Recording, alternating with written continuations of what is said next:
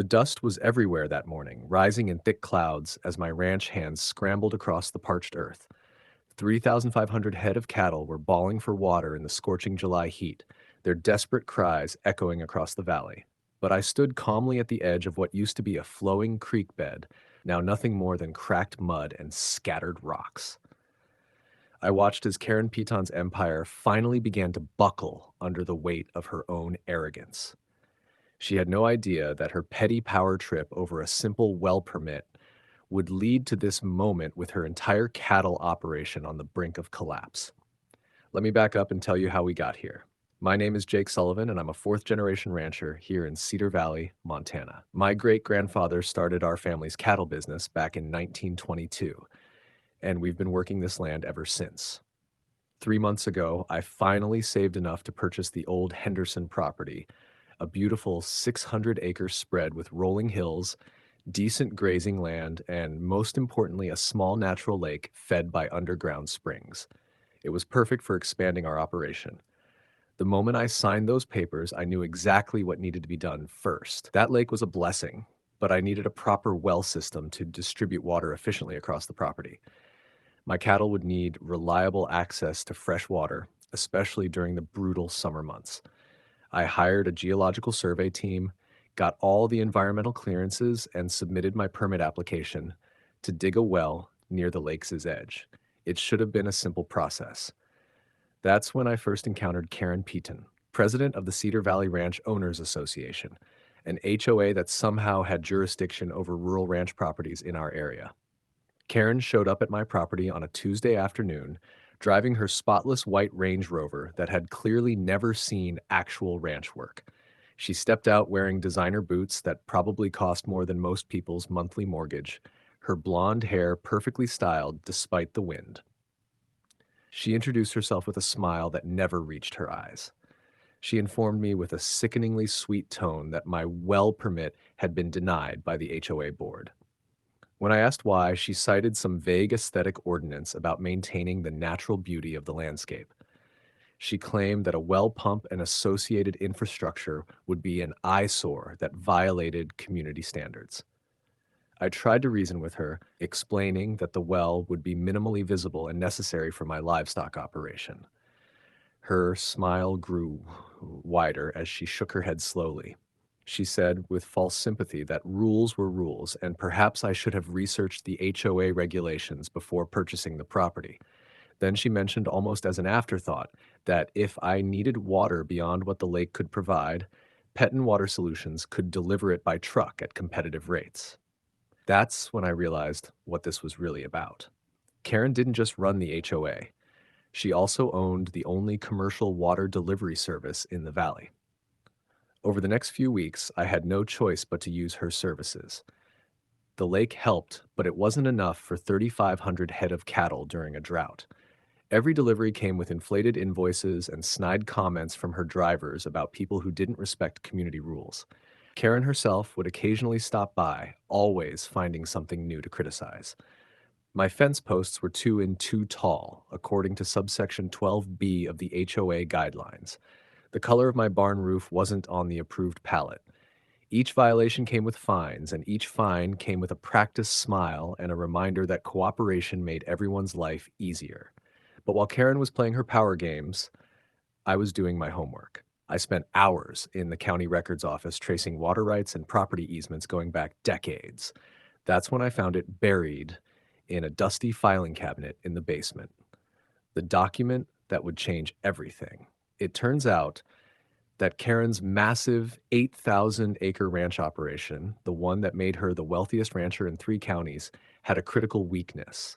Her entire water infrastructure relied on a single main line that brought water from the Clearwater River 30 meters away, and that water line, it passed through a narrow strip of easement land that ran right across the northeastern corner of my property. The previous owner, Old Man Henderson, had granted the easement back in 1987, but there were conditions, very specific conditions, that Karen had apparently forgotten about or chosen to ignore. The easement was granted exclusively for agricultural water transport to the Piton Ranch. Any commercial water operation or resale of that water would constitute misuse of the easement, and give the property owner grounds for immediate revocation. I had my lawyer verify everything 3 times, then I had another lawyer double check his work. When I was absolutely certain of my legal standing, I filed the paperwork with the county. The easement revocation would take effect in 72 hours unless the misuse ceased immediately. Then I hired a construction crew and had them build a completely legal fence along my property line, right where the water line crossed. I made sure to follow every single HOA guideline for fence construction to the letter. Height, color, post spacing, everything was perfect. The morning the revocation took effect, I stood by that fence with my morning coffee, waiting. I didn't have to wait long. By noon, my phone was ringing nonstop. Unknown numbers, blocked numbers, Karen's personal cell. I let them all go to voicemail. By 3:00 p.m., she came racing up my driveway, her Range Rover kicking up dust clouds. She practically flew out of the vehicle, her face red with rage. She screamed at me, demanding to know what I had done. Her perfect hair was disheveled and those expensive boots were caked with mud. I calmly handed her a copy of the easement agreement with the relevant sections highlighted in yellow. I also gave her a copy of my revocation notice and documentation of her commercial water sales. I watched as the color drained from her face while she read. She tried to argue that the HOA gave her the right to operate her water business. I pointed out that HOA rules didn't supersede legal easement agreements. She threatened to sue. I reminded her that she'd have to explain to a judge why she was commercially exploiting an agricultural easement while simultaneously denying me the right to dig a well for actual agricultural purposes. The next 48 hours were chaos for Karen. Her 8,000 acres held nearly 12,000 head of cattle, and they needed water. Lots of water.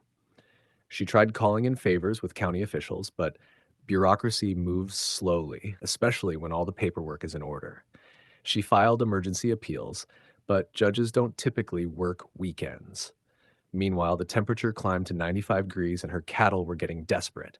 She attempted to truck in water from other sources, but the volume needed was staggering and the cost astronomical. By Sunday evening, she was back at my gate, but this time there was no Range Rover, no perfect hair, no practiced smile. She looked exhausted, defeated. She spoke in a quiet voice, saying she wanted to make a deal. Her buyers were threatening to cancel contracts worth millions if she couldn't guarantee water supply. Her cattle were showing signs of distress. She admitted she had maybe 18 hours before she'd start losing animals. She asked what I wanted. I had my terms ready. First, immediate approval of my well permit with no restrictions. Second, removal of all HOA violations and fines against my property. Third, $50,000 to cover my legal fees and the overpriced water I'd been forced to buy.